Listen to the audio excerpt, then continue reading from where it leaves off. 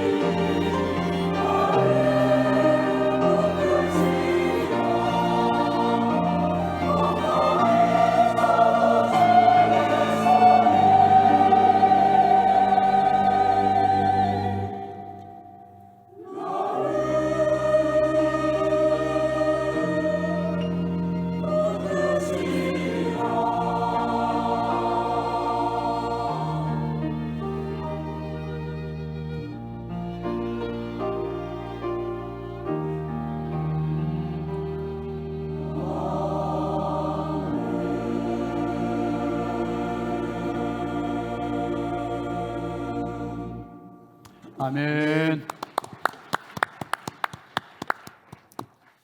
이제 담임 목사님께서 나오셔서 영생을 얻으십시오라는 제목으로 말씀을 전하십니다. 큰 은혜 받으시기 바랍니다. 할렐루야. 오늘 아주 성가대 귀한 찬양 참 은혜가 됐습니다. 그 오케스트라가 오늘따라 더 소리가 곱고 크고 예쁘네요. 그런 곡인가요 원래? 잘했어요 아주. 너무 소리가 좋다, 그죠? 감사합니다 귀한 찬양을. 직분자 세미나가 오늘 오후에 있는데요. 직원들은 다들 참여를 해주세요. 1년에 한 번 있는 세미나고 모시기 어려운 세계적인 강사 우리 이동훈 원로 목사님을 이번에 모시게 됐습니다. 작년에 이어서 작년에 하셨던 부분에 이제 못하신 부분이 너무 중요한 부분이 오래 있어요. 그래서 다 직원들은 필히 참석하셔서 은혜 받으시고 새해를 또 결단으로 출발하실 수 있기를 바랍니다. 그리고 태국 단기 선교가 우리 여기 두 번째 연수막에 있듯이 2월 22일부터 27일까지 이영국 선교사님 사역하는 그 메아이 선교센터로 가게 됩니다. 우리 지금 청년들을 주축으로 해서 장년부 몇 명, 학생부 또 어린이부도 참여가 되고 해서 이번에 23명이 갑니다. 지금 매주 토요일마다 모여서 지금 워십도 하고 가서 성경학교 해줄 것도 준비하고 많은 준비를 하고 있는데 지금 이거 레몬청이 청년들이 직접 담궜대요. 기특하죠, 여러분. 예, 그래서 이거를 선교 후원비로 좀 하려고 이제 그래서 여러분들이 아마 1층 로비에 지금 준비되어 있을 겁니다. 한 병에 10,000원이래요, 10,000원. 네, 그 10,000원에 하지 마시고 한 20,000원도 내시고 30,000원도 내시고 그렇게 해서 좀 격려해 주시기 바랍니다. 우리 교회 대표 선수로 지금 단기 선교 나가는 거고 우리는 그들을 이제 후원해 주고 같이 기도해 주고 같이 참여한다 이렇게 생각하시고 후원해 주시면 좋겠습니다. 태국 단기 선교 준비팀의 준비 영상 한번 잠깐 보겠습니다. 교회의 존재의 목적은 무엇일까요? 한 영혼을 살리고 복음을 전하며 복음화하는 일일 것입니다. 그렇다면 교회의 존재 목적을 이렇게 정의할 수 있습니다. 선교라고 말이죠. 그래서 우리는 사도행전 1장에 나와 있는 예수님의 말씀처럼 오직 성령이 너희에게 임하시면 너희가 권능을 받고 예루살렘과 온 유대와 사마리아와 땅끝까지 이르러 내 증인이 되리라 하시니라는 말씀을 기억하며 복음을 증거하는 증인의 삶을 살아가야 할 것입니다. 그래서 신성교회는 한 영혼을 품고 태국 땅으로 나아갑니다. 제가 몽골 선교를 갔다 오면서 주님께서 주셨던 공동체에 대한 사랑과 이런 전도의 나눔에 대한 은혜랑 기쁨 덕분에 태국 선교를 다시 가기로 결정했습니다. 항상 채워주시는 하나님, 항상 제 곁에 계시는 하나님을 우리 태국 친구들, 우리 태국 가족분들께 모두 전달하고 싶고 또 그쪽에서 계시는 하나님 아버지를 또 우리가 배우고 올 수 있는 그런 기회가 됐으면 좋겠습니다. 저는 선교를 통해서 하나님의 마음을 더욱 알고 싶었습니다. 또한 그곳에서 하나님의 함께하심과 일하심을 경험하고 싶어서 선교에 동참하게 되었습니다. 하나님의 선교의 동역자가 되고 하나님의 선교에 참여를 해준다면 하나님의 선교는 저와 여러분을 통해서 이루어졌고 완성됐고 같이 하나님의 나라를 이루어가야 할 주인공이 우리임을 기억하시기 바랍니다. 이게 선교의 삶이고 이게 교회의 본질임을 기억하시고 우리 모두가 주님 오실 그날까지 하나님의 선교의 동역자가 다 되시길 주의 이름으로 축원합니다. 선교는 하나님의 명령입니다. 증인의 삶을 위해 태국으로 떠납니다. 나가든지 보내든지 선교사가 되어야 합니다. 기도의 동역자가 되어주세요. 물질로 섬기며 보내는 선교사가 되어주세요. 신성교회 태국 선교팀이 선교 현장으로 나아갑니다. 우리는 복음의 증인입니다. 선교에 동참해주세요.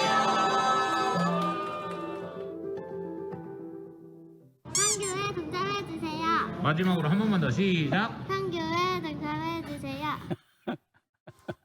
동참을 안 할 수가 없겠죠.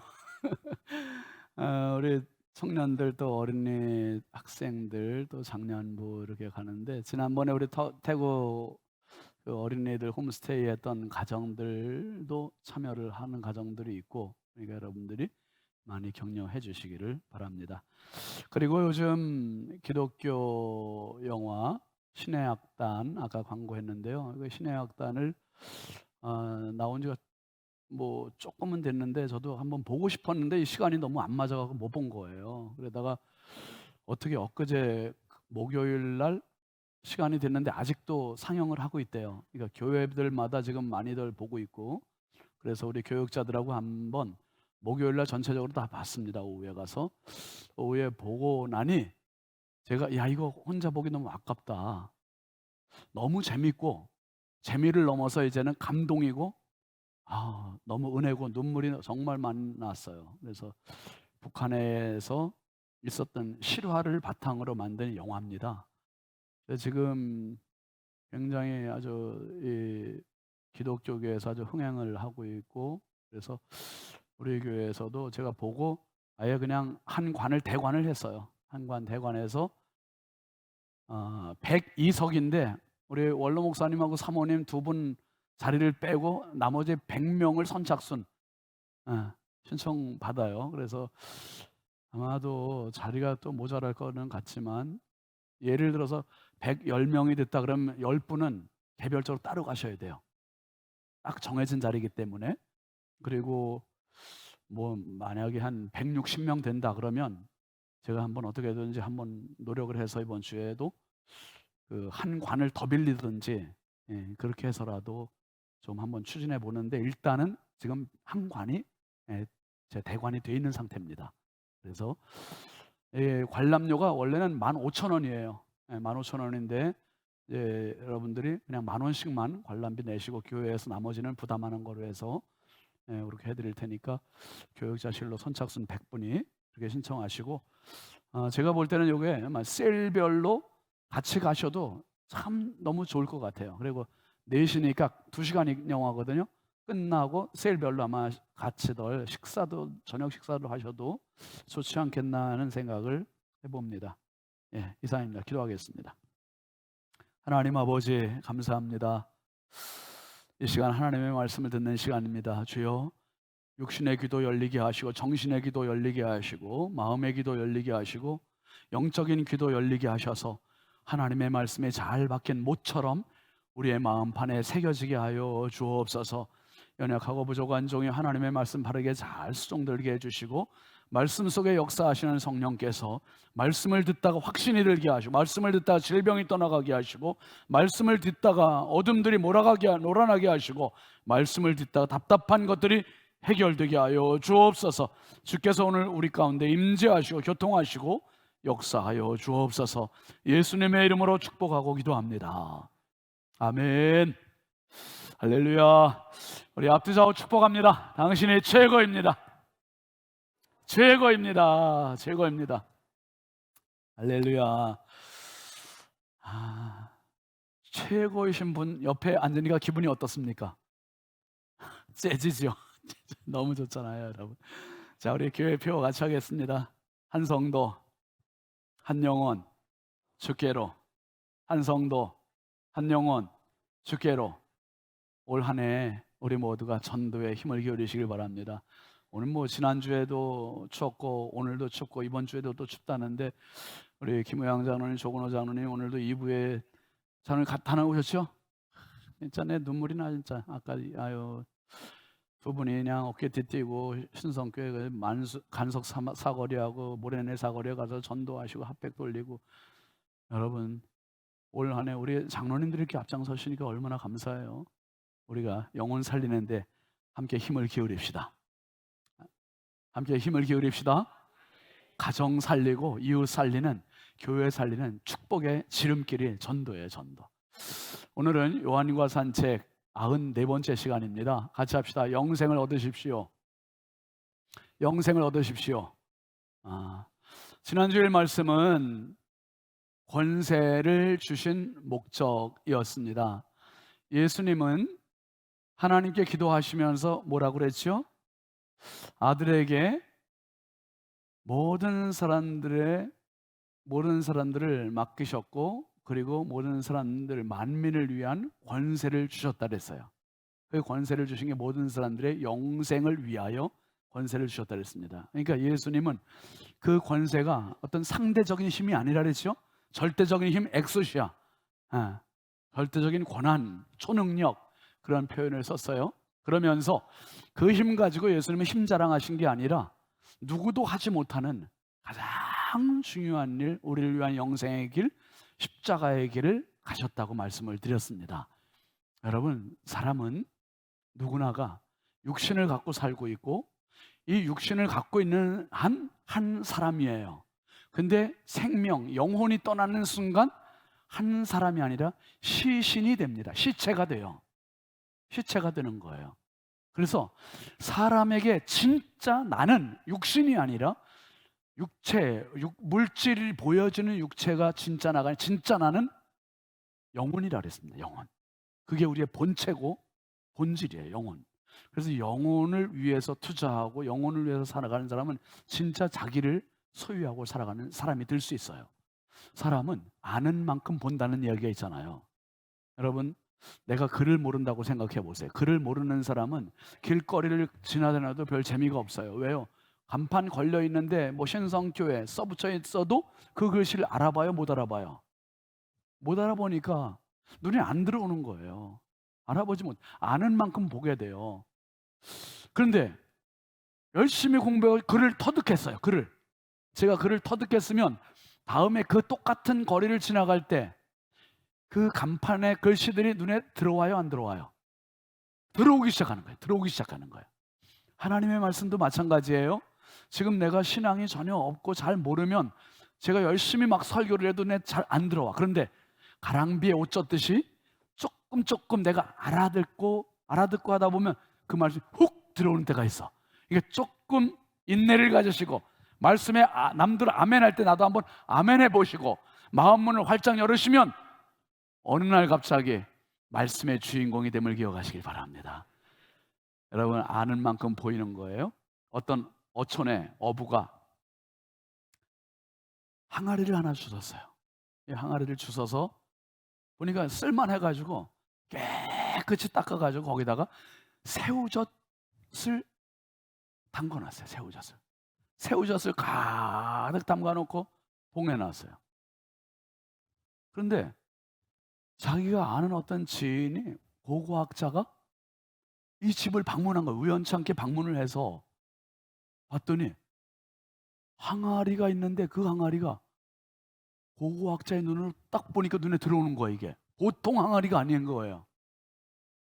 조선 백자. 전화 옵니다. 빨리 받으세요.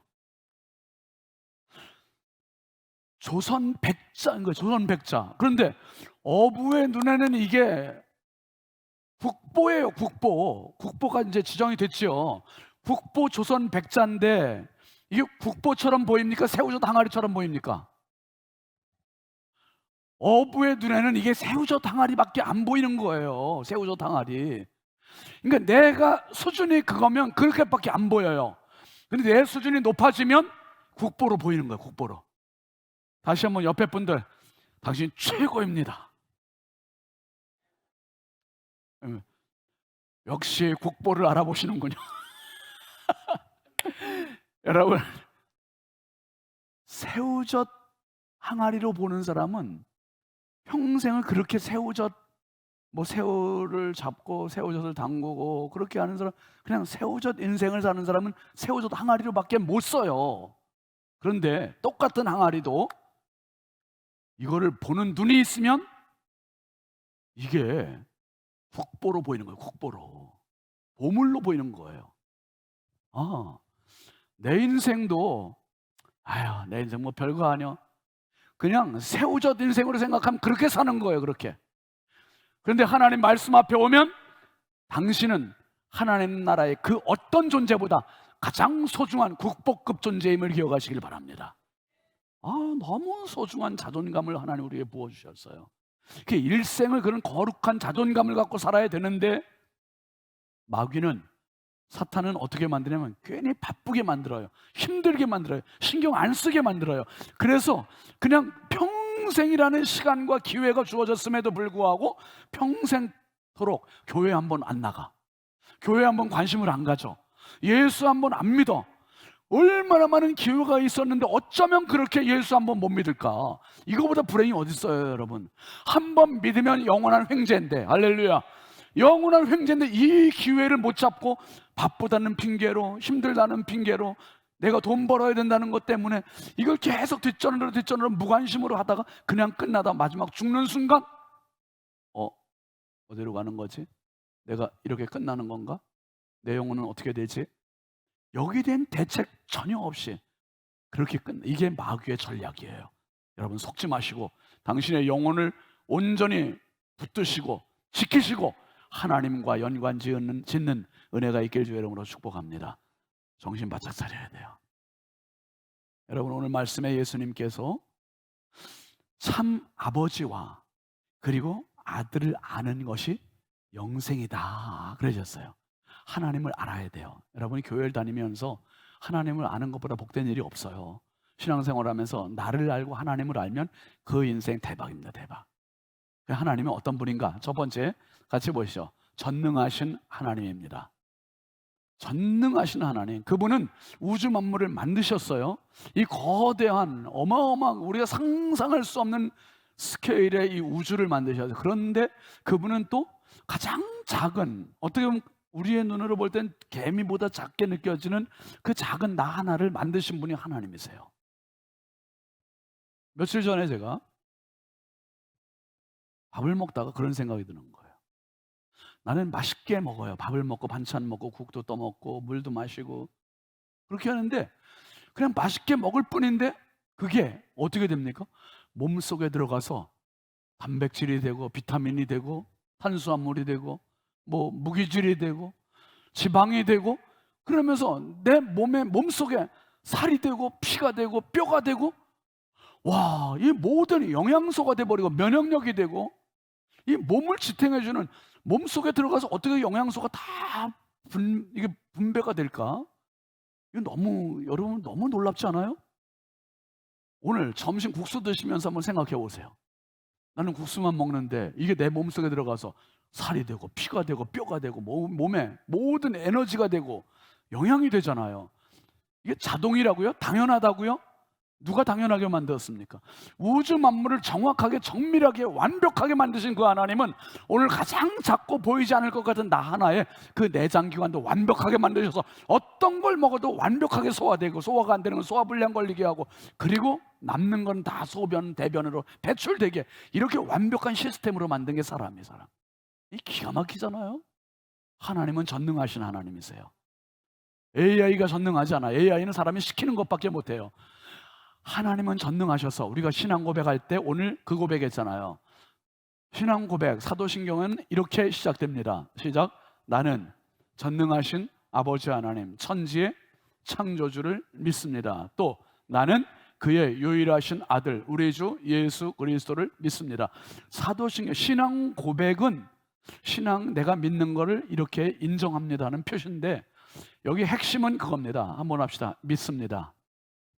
믿습니다. 믿습니다. 아, 믿는데 뭘 믿느냐? 가장 중요한 두 축이 있어요. 두 기둥이 있는데 그건 뭐냐면 전능하신 하나님을 믿는다. 그 아들 예수 그리스도를 믿는다. 이게 골격이에요. 신앙 고백의 골격이고 예수 믿는 교회에 다니는 사람들의 믿음의 골격입니다. 한번 합시다. 전능하신 하나님, 예수 그리스도. 하나님을 믿는 것과 예수님을 믿는 게 가장 중요한 골격이에요. 특별히 여러분 성경을 보면 이 성경책이 두껍잖아요. 두꺼운데 이 두꺼운데 다 읽어보기 어려우니까 맨 앞에 한번 펴보시면 창세기 1장 1절이 나와요. 창세기는 세상에 창조된 기록, 이야기라는 의미잖아요. 창세기 1장 1절은 이렇게 시작이 됩니다. 시작. 태초에 하나님이 천지를 창조하시니라. 당신이 신화라고 생각하든 전설이라고 생각하든 우화로 생각하든 그건 중요하지 않아요. 하나님은 그렇게 선언을 해놓으시고 선포를 해놓으셨어요.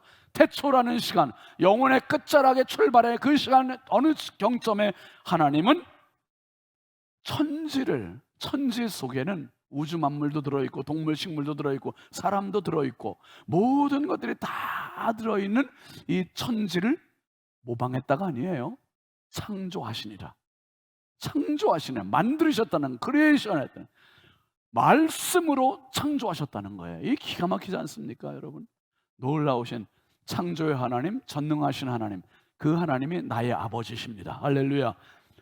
우리가 아버지라고 부를 수 있는 그분이 하나님이라니. 여러분, 사람은요 아무리 능력이 있어도요 건강할 때는 능력이 있는 것 같아요. 돈이 있을 때는 능력이 있는 것 같아요. 권력이 있을 때도 능력이 있는 것 같아요. 그런데 건강 떨어져 봐요. 시름시름 알아봐요. 진짜 무능하다는 걸 알게 돼요. 돈 떨어져 봐요. 무능하다는 거 알게 돼요. 권력에서 떨어져 봐요. 무능하다는 거 알게 돼요. 사람은요 아무리 능력이 있어도 물 한 방울, 공기 한 방울, 또 피 한 방울 못 만들어요. 아무리 AI가 발달돼도 사람이 만들지 그건 하나님의 영역이에요. 내 생명과 직결되는 가장 소중한 공기도 하나 못 만들고 물도 못 만들고 피도 못 만들어요. 이건 전적으로 하나님께 의존해야 할 영역이에요. 하나님은 전능하세요. 지금도 그분이 만드신 울타리 안에 그 환경 안에 우리는 살아갈 뿐입니다. 아무리 AI가 발달해도요, 여러분 호흡해야 살아요. 물을 마셔야 살아요. 피가 있어야 살아요. 이 하나님 만들어주시는 거예요. 또 두 번째 하나님은 같이 합시다. 전지하신 하나님입니다. 전지하다는 건 다 안다는 거예요.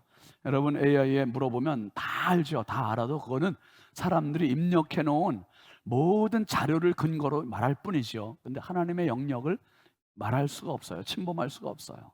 하나님 그런데 다 아세요. 다 아세요. 여러분 이 마지막 때에 대한 그 현상이 다니엘서 2600년 전에 다니엘서에 나와 있는데요. 하나님께서 다니엘에게 이렇게 말씀하세요. 다니엘 12장 4절 한번 보세요. 시작. 다니엘아, 마지막 때까지 이 말을 간수하고 이 글을 봉함하라. 많은 사람이 빨리 왕래하며 지식이 더하리라. 이 두 가지. 빨리 왕래하는 게 마지막 때 그 현상이고, 그 다음에 지식이 더하는 게 또 하나의 현상이에요. 빨리 왕래합니다. 걸어 다니는 게 너무 답답하니까 교통수단을 만들었어요. 자전거를 만들고, 자전거도 그냥 다니는 게 또 마음에 안 차니까 어떻게 해요? 전기 자전거 만들었어요. 더 빨리 달려요. 킥보드도 그냥 발로 막 하는 게 시원찮으니까 거기다 전동 킥보드를 만들어요. 자동차를 만들어서 신나게 달려가요. 조금 느리다 치면 뒤에서 막 그냥 빵빵하고 야단나요. 그것도 또 답답해요. 그러니까 KTX 막 350km 막 달리게, 그것도 또 답답해가지고 어떻게 비행기 타고 시속 1000km로 막 날아가는 그 비행기. 여러분 지금 우리 시대가 어떻습니까? 이른 아침 한국에서 밥 먹고, 점심은 일본에 가서 먹고, 저녁은 중국에 가서 먹고, 그리고 늦은 저녁 한국에 다시 돌아올 수 있어요, 없어요? 그런 시대를 우리가 살고 있어요. 빨리 왕래하는 시대예요. 그리고 지식이 더해진대. 지식이 더해진대. 정말 지식의 정점을 찍는 시대를 살고 있지 않나. AI라는 거는. 근데 여러분 사람이요, 높은 건물에 살면 조금 교만해지기 쉬워. 그러니까 아파트 조금 내려오세요. 농입니다. 123층에 꼭대기에 올라가 보면 다 내 발 아래에 있으니까 최고의 권력을 가지면 약간 교만해질 수도 있어요. 그리고 지식도 많아지면 사람이 교만해져요. AI 또 좋은 자동차 이런 거 타면 사람이 의시되기 시작해요. 교만해져요. 그런데 성경은 이렇게 얘기해요. 욥기 9장 3절 한번 같이 읽어볼래요? 시작. 사람이 하나님께 변론하기를 좋아할지라도 1000마디에 한마디도 대답하지 못하리라. 이게 사람의 실체예요. 이게 하나님이세요. 하나님은 사람에게 좀 문제 같은 문제 1000문제를 내시면 사람은 한 문제도 못 푼다는 거예요. 한 대답도 못, 1000마디에 한마디도 대답을 못. 대답은 여러분 아는 사람이 하는 거예요. 아는 사람이. 1000마디에 한마디도 대답 못 했는데, 이렇게 지식이 많은데도 이게 인생입니다.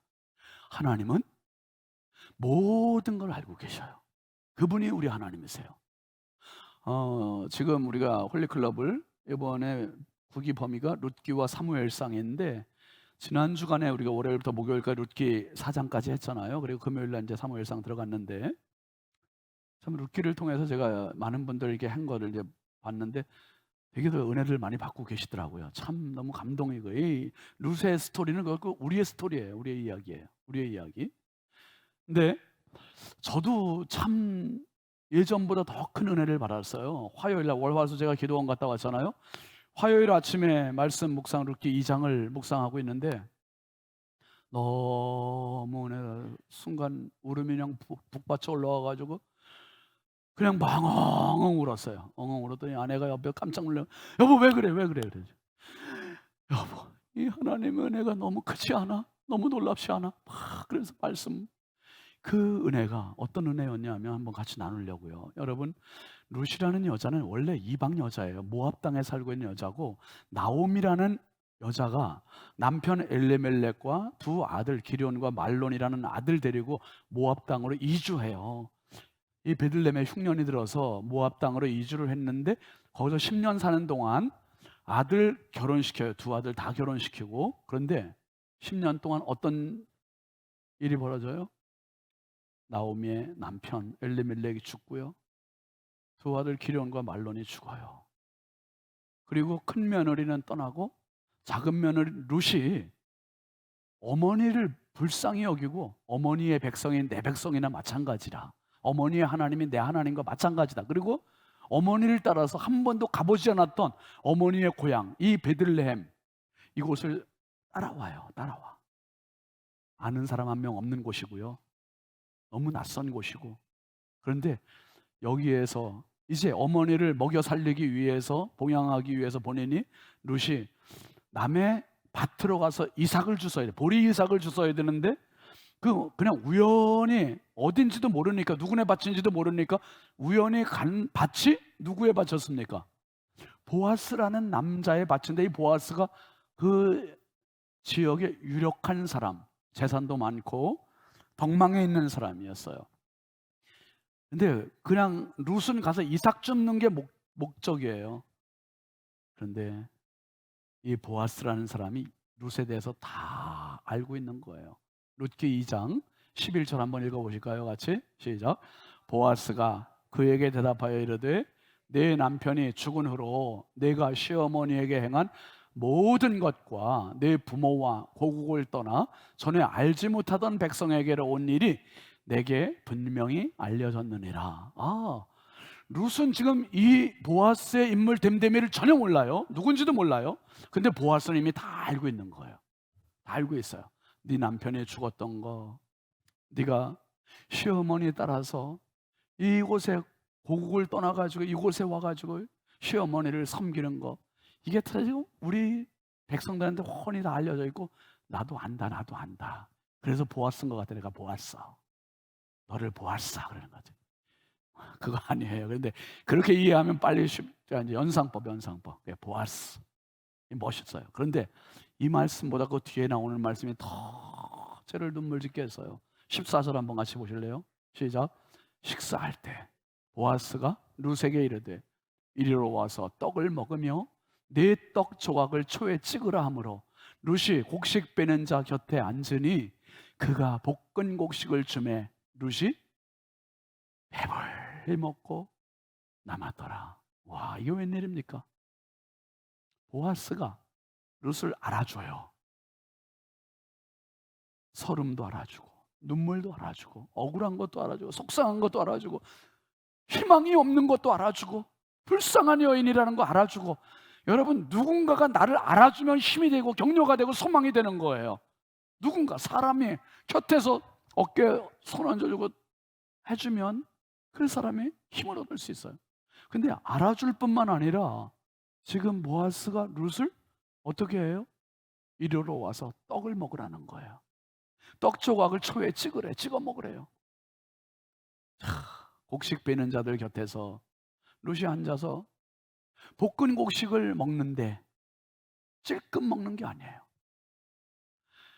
배불리 먹고 남았대요. 이 가난한 사람, 이 거지와 같은 사람이 언제 배불리 먹어봤겠어요? 배불리라는 단어가 낱말이 너무 낯선 말이고, 지금 이 광경이 그려지면서 엄청 제가 막 울었어요. 엉엉 울었어요. 여러분, 그날 묵상한 내용을 잠깐 올려드리고 좀 읽어드릴게요. 여러분이 글씨 안 보일 것 같으셔서 제가 읽어드릴게요. 그날 묵상한 하나님은 인생의 흉년에도 배부르게 하시는 하나님. 깨달음을 이렇게 썼어요. 이 말씀을 보며 눈물이 난다. 지금 룻의 상황과 심정은 말할 수 없는 밑바닥이다. 낯선 타국에 와서 모든 자존심 내려놓고 시모 한 명 살리기 위해 나선 이삭 줍기 발걸음.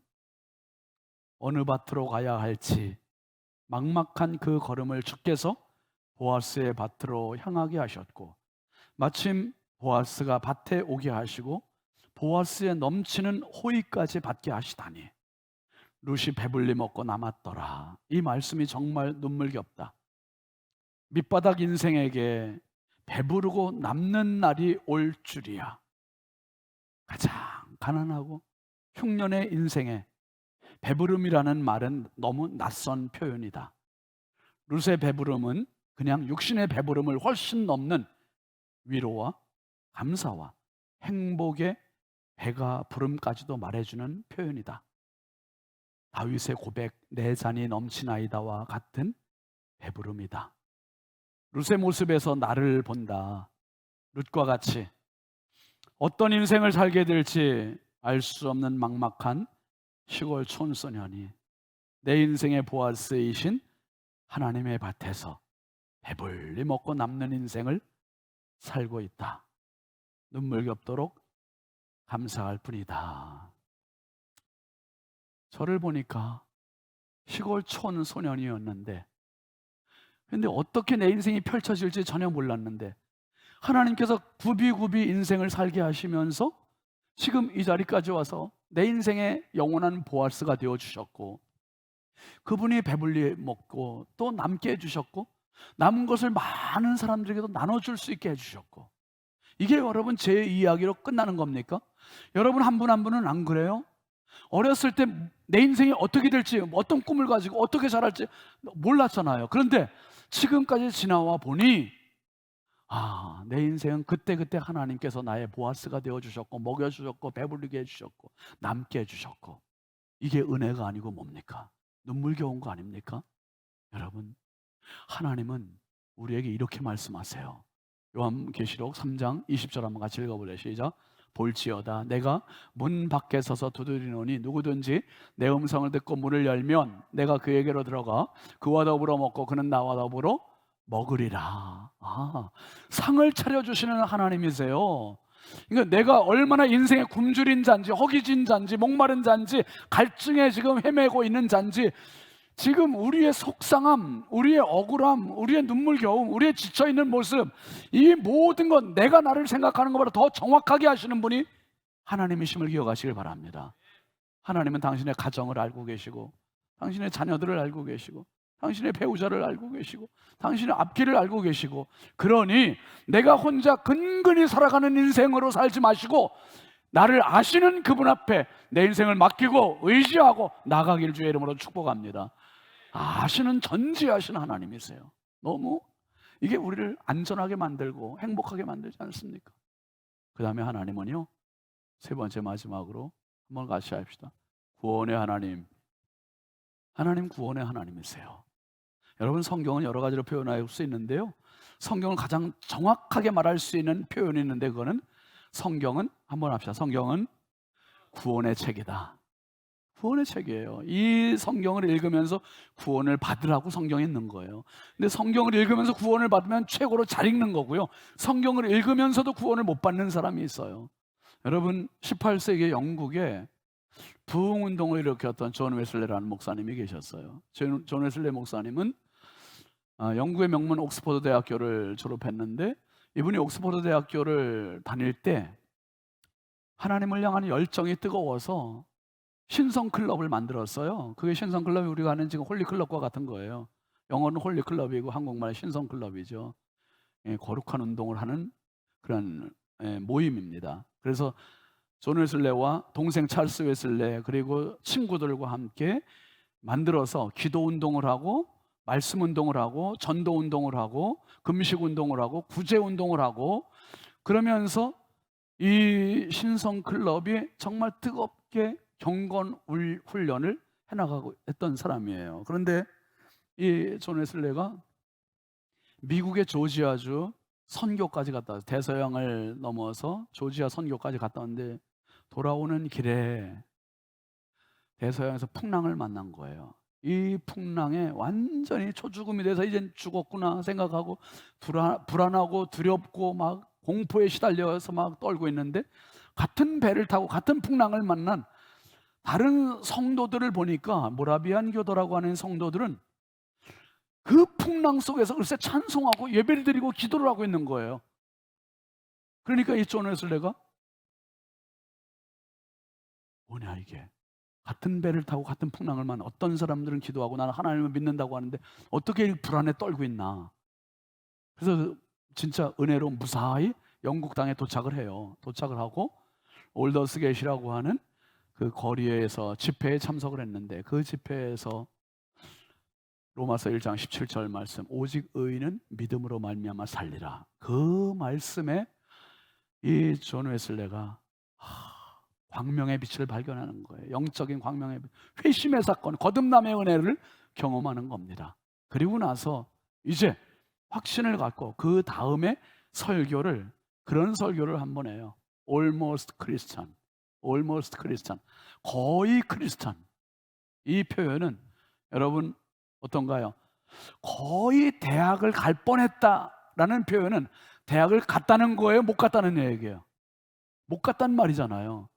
거의 크리스찬이라는 말은 천국 시민이 됐다는 표시가 아니라 천국 시민 될 뻔했다. 그러니까 자기가 아무리 경건훈련을 하고 열심히 교회를 다니고 열심히 성경을 읽고 기도를 했는데도 자기는 거의 크리스찬에 불과했던, 천국 시민 될 뻔했던 존재였지 천국 시민은 아니었다는 거예요.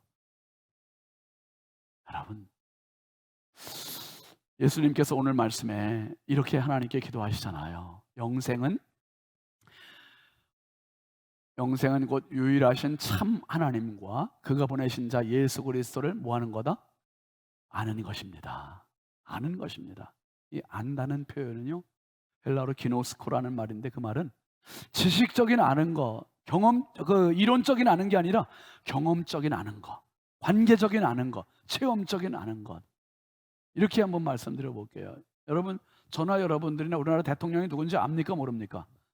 다 알아요. 이재명 대통령이에요, 대통령. 그런데 이재명 대통령의 반대로 신윤진 목사를 알아요, 몰라요? 너무 안타깝게도 저를 몰라요. 저를 몰라요. 이건 서로 아는 기노스코가 아니에요. 트럼프 대통령도 마찬가지예요. 우리는 미국 대통령이 누군지 알아요. 근데 그 사람은 나를 몰라요. 이건 기노스코가 아니에요. 그냥 나만 아는 것뿐이죠.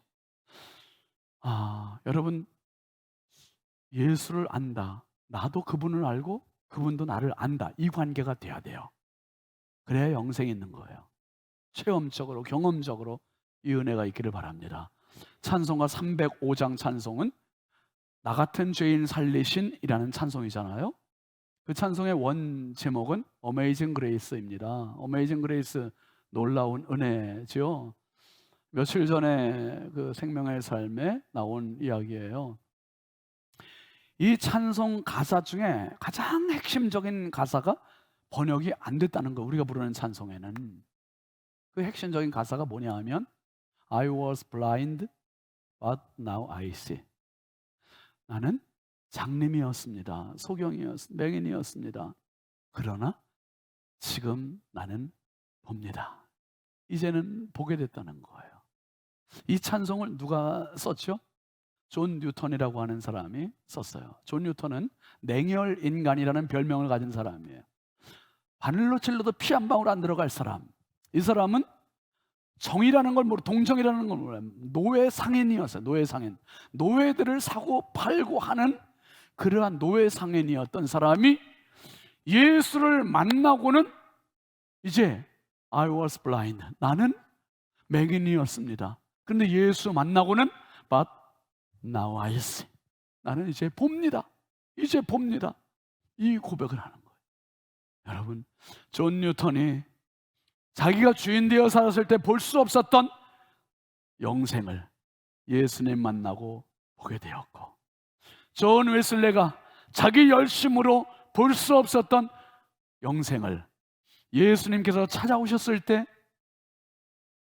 모든 의인은 믿음으로 말미암아 산다는 그 말씀에 눈이 열려서 보게 되었고, 제가 모태신앙으로 교회에서 그렇게 열심히 모범적으로 성실하게 신앙생활하고 교회 한복판에 있었던 제가 제 열심으로 볼 수 없었던 그 영생을 예수님께서 수고하고 무거운 짐진 자야 내게 오라, 내가 너를 쉬게 하리라, 그 초청으로 보게 되어서, 그 보게 된 이후로 너무 신기한 게 영생을 얻게 되니까 성경이 보이는 거예요. 성경이 열리는 거예요. 구약을 읽어도 예수님이 보이고 신약에서도 예수님이 보이고 어디서든지 예수님이 보이는 성경이 열리고 천국이 열리고 천국 시민이 돼버리는 거예요. 여러분, 어떤 할아버지가 임종을 맞이하며 중환자실에 지금 누워 있어요. 의사가 가족들에게 이야기합니다. 이제 남은 시간이 얼마 안 남았습니다. 아버지, 할아버지의 운명하시는 시간을, 임종을 지키고 있습니다. 근데 언제부턴가 계속 할아버지가 다 죽어가는 힘없는 그 모습으로 손을 꼭 쥐고 있는 거예요. 그러면서 두 눈에 눈물이 흐르고 있는 거예요. 간호사가 할아버지 이제 손을 놓으시고 그냥 편안하게 주무세요, 이렇게 얘기해요. 그러니까 이 할아버지가 그러는 거예요.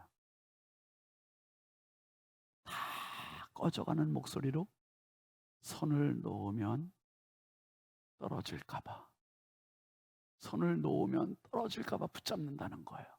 손을 놓으면 떨어질까봐. 아니, 할아버지가 잡고 있는 사람의 손이 없어요. 그냥 혼자 붙들고. 그 할아버지는 예수님의 손을 붙잡고 있었던 거예요. 예수님의 손을 붙잡고, 이걸 놓으면 떨어질까봐 눈물을 흘리면서 그 할아버지는 영원한 나라로 들어갑니다. 여러분, 예수님께서 요한복음 10장 28절에 이렇게 말씀하세요. 시작. 내가 그들에게 영생을 주노니 영원히 멸망하지 아니할 것이요 또 그들을 내 손에서 빼앗을 자가 없는. 영생은 예수님이 주시는 거예요. 아무도 그 손에서 뺏을 수 없어요. 또 29절도 보면은 그들을 주신, 29절, 그들을 주신 내 아버지는 만물보다 크심에 아무도 아버지 손에서 빼앗을 수 없느니라. 할렐루야. 어떤 그 누구도 예수님 손에서, 하나님 손에서 뺏을 수 없대요. 이게 영생입니다. 영생을 소유하십시오. 그분은 당신에게 뭐든지 하실 수 있는 전능한 하나님이시고, 당신의 모든 속속들이 알고 계시는 전지하신 하나님이시고, 그리고 당신이 어떤 죄를 저질러서도 당신을 구원하실 수 있는 구원의 하나님이세요. 영생을 소유하시고 나를 만드신 그 하나님과 함께 가장 행복한 인생, 영생은 죽고 나서 천국만을 가는 것이 아니라 이 땅에서 이미 영생은 시작돼서 여기서 주와 더불어 행복하게 살다가 영원한 천국까지 가는 것을 의미합니다. 우리 모두가 이 영생의 소유자가 되시길 주의 이름으로 축복합니다. 축복합니다. 우리가 이제 찬양하겠습니다. 하나님의 은혜, 우리 자리에서 일어나서 함께 부르겠습니다.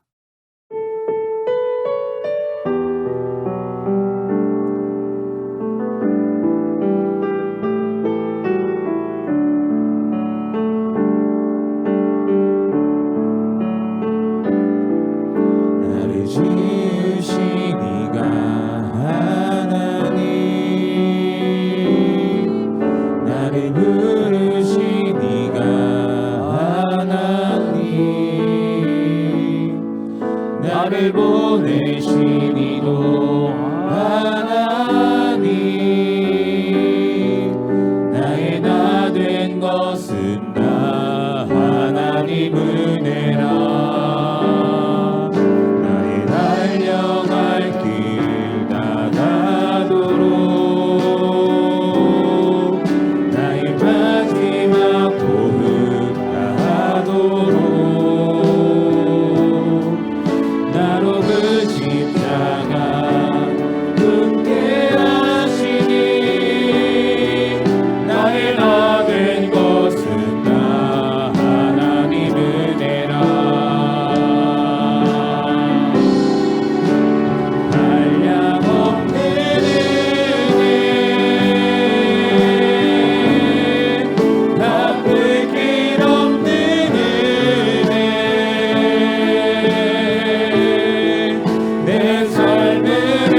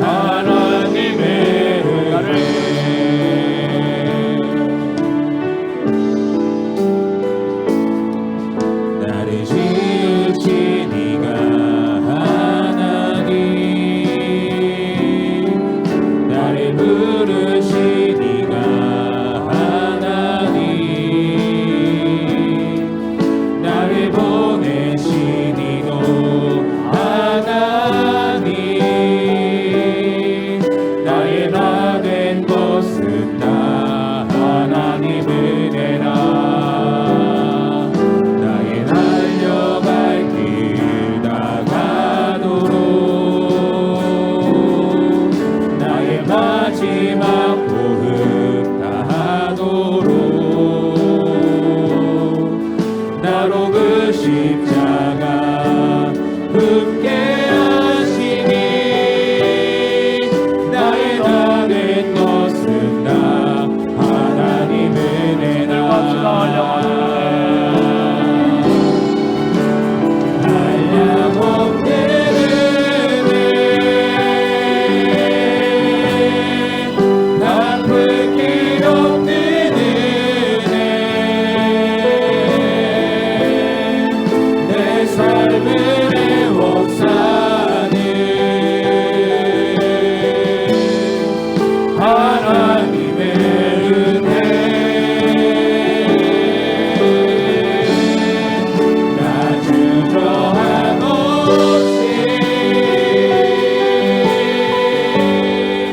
그 땅을 밟음도 나를 붙드시는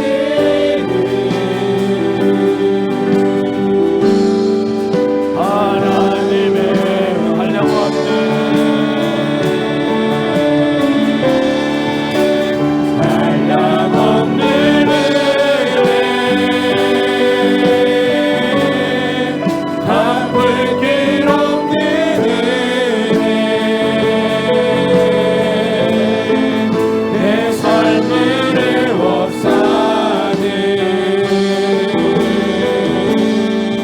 하나님의 은혜 나 주저함 없이 그 땅을 밟음도 나를 붙드시는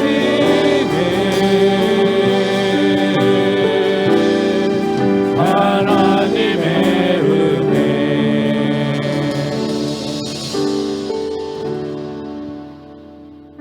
하나님, 한 생을 살면서 수많은 기회와 시간이 있었음에도 예수님 제대로 알지 못하고 하나님 제대로 알지 못하고 관심 없이 그냥 막연하게 어떻게 되겠지 그렇게 내 영혼을 맡기기에는 내 영혼이 국보급 영혼이요 국보급 인생입니다. 오늘 하나님을 알게 되었고 오늘 예수님을 내가 영접합니다. 우리 모든 신성의 가족들이 영생을 소유한 자로 살게 하여 주옵소서.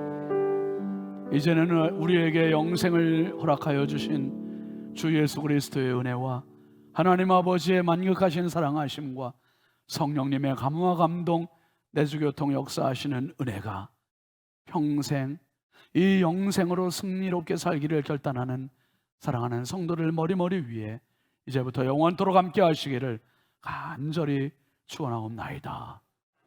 아멘.